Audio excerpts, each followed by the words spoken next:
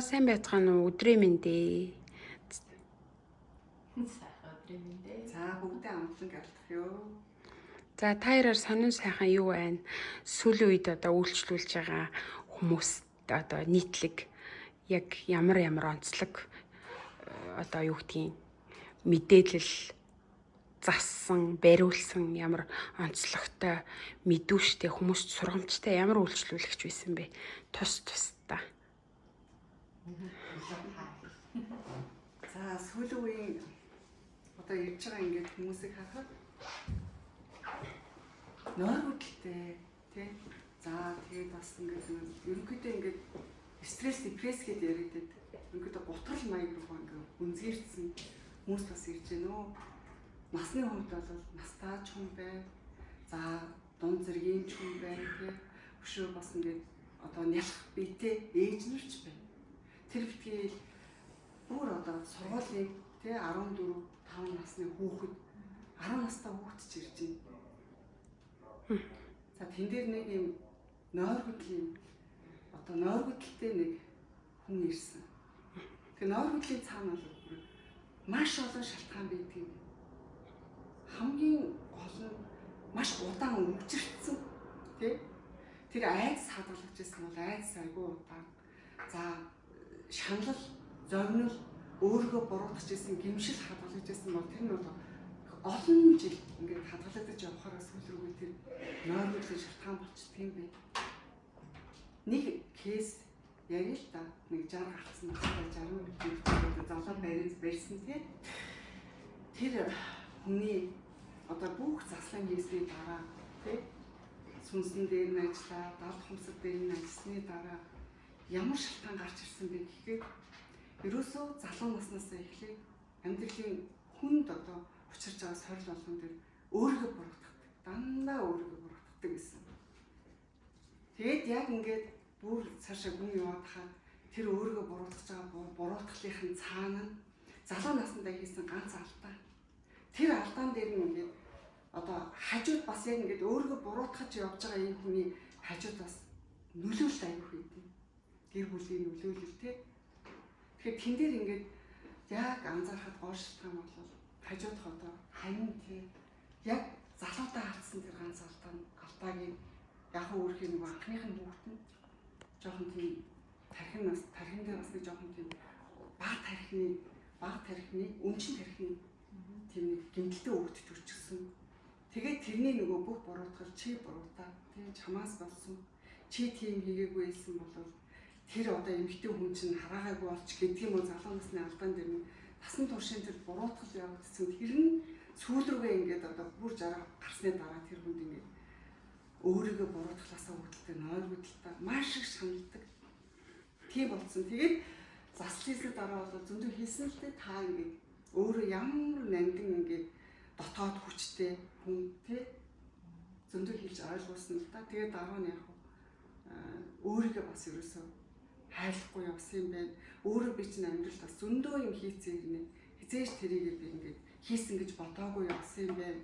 Тэгээд өөрөө ойлгоод явсан л та. Тэгэхээр энэс холбоотой юу гэж бодож байгаа юм гэхээр нөгөө гэр бүлийн хоёр бие биенийг ингээд старт дарангуулж ганцхан эрэгтэй хүн дарангуулдаг биш юм байна. Эмэгтэй хүн бас өөрөө мэдлэн насан турш хажууд нь талтаас сайн нэстэй дарангуулсан тохиолдол байдгийн байна гэдгийг би тэндээс харсан. Залуу дээрс байгдсан тий залуу байхад юу мэдчихсэн.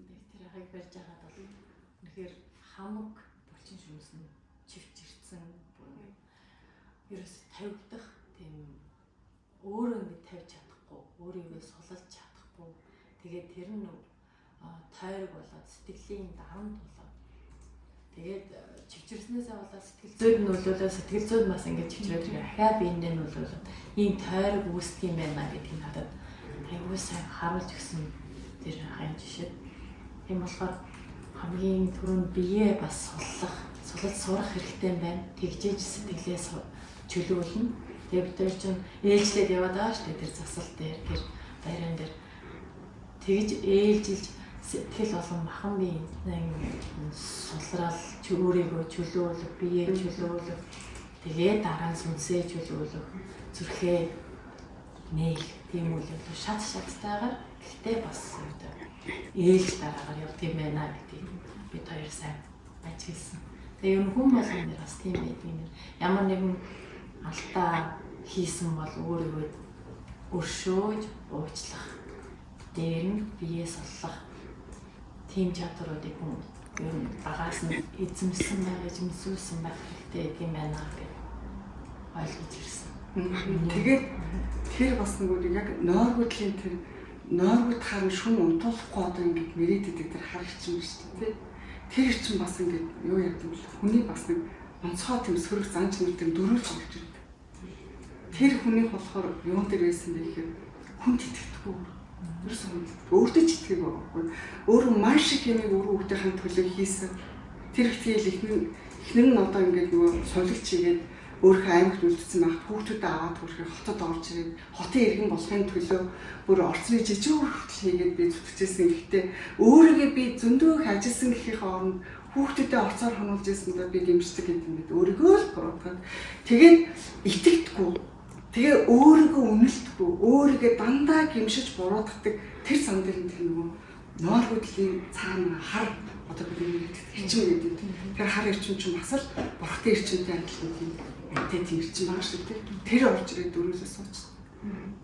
Тийм байсан шүү. Хартын ямар нэгэн тийм хүнөлөлүүд орж ирэх хүмүүсээс яг яахаа мэдхий болчихд юм билээ.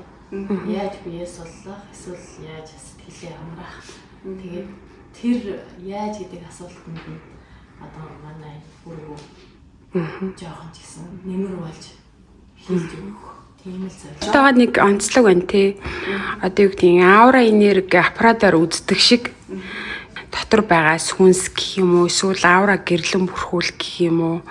Тэрийн ямар нэгэн тоногдох өрөмж аппарат хэрэглэлгүйгээр өгөгдлийн тэр дотор байгаа хүн гэлчил та би тэр хүний шууд өөрсдийнхөө өгөгдлөөр уншаад олоод тий өөрийнхөө амнаас биш биенээс нь гэх юм уу тэр энергиэс нь юм уу юунаас нь авчдаг юм бэ. Тэгсээрээс хүнтэйгээ ярилцаагүй хэлээг байхад шууд тэрийг уншиж хэлж өгөөд ойлгуулад ухааруулад засаад явчихлаар тэр хүн бүр ингээд залууж тийм уу яа тийм гэрэл хасаа явчихад идэг. Тэр ямар учир байна? Энэ талаар яриад өгч. Тэр бол яг бид нар яг өмнө нь бэлэг ертөнцийн дээр ажиллаад байгаа юм л та. Одоо айгүйх нөгөө бэлэг ертөнц тэгээ бэлгийн оршихуй гэж аяг ярьдаг болчиход шүү дээ. Угаасаа шил ухаанч тий өнөөдөр гэж ярьж байгаа шүү дээ. Яа тэгэхээр хүн төрөлхтөн бидний 5 метр хөө ердөө энэ хязгааргүй энэ оршихуй ерөөсөө 5% дээр л ажиллаж байна. 5 ч бүрэн бүхгүй 95% талд байгаа юм байна. Тэрийг бид нар мэдэрч чадахгүй юм тий. Тэгэхээр яг тэр бэлэг ертөнцийг одоо очиж тэн дээр нөгөө нэгдэж чадах долгисол байгаа байхгүй юу?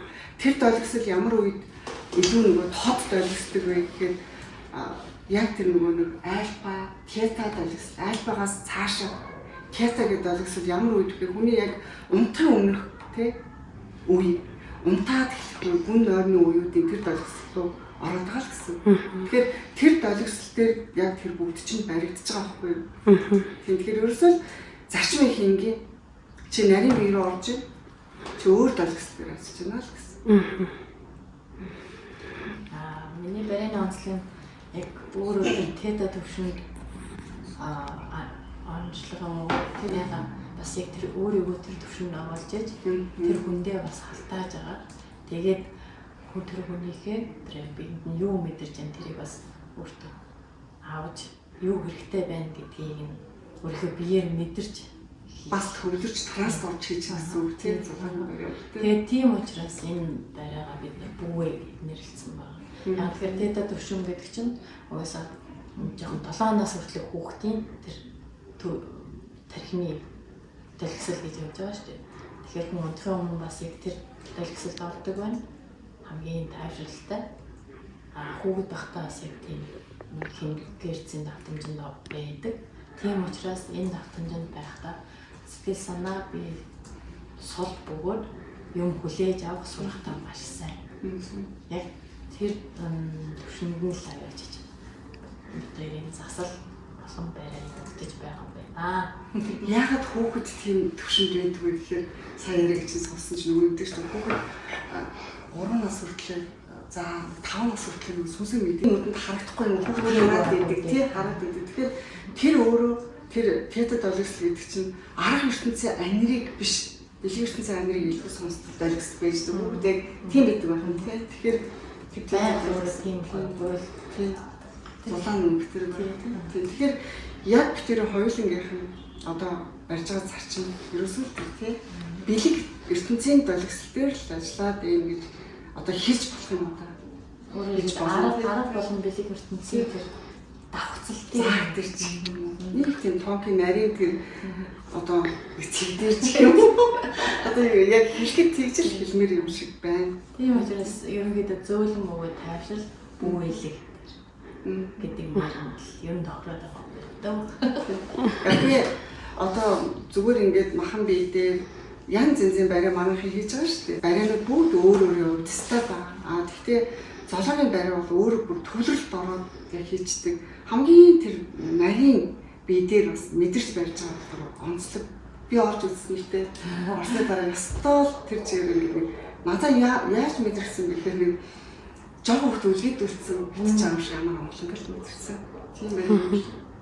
Зорилго нь угаасаа л тэр хүнийг тэр анх ээжийнхээ ураг байх үед эсвэл ээжтэй бүгэлэгдэж байгаа үеийн тэр төлөвт нь чадхайгаа яриад аваачихын тулд өөрөө бас тайвширсан байх хэрэгтэй. Тэгжээж өөртөө бас итгэлтэй байж тэр хүнээ би өөрийнхөө тэр тайвширлын эрчмээр зохиж байж гэх юм уу та ер нь.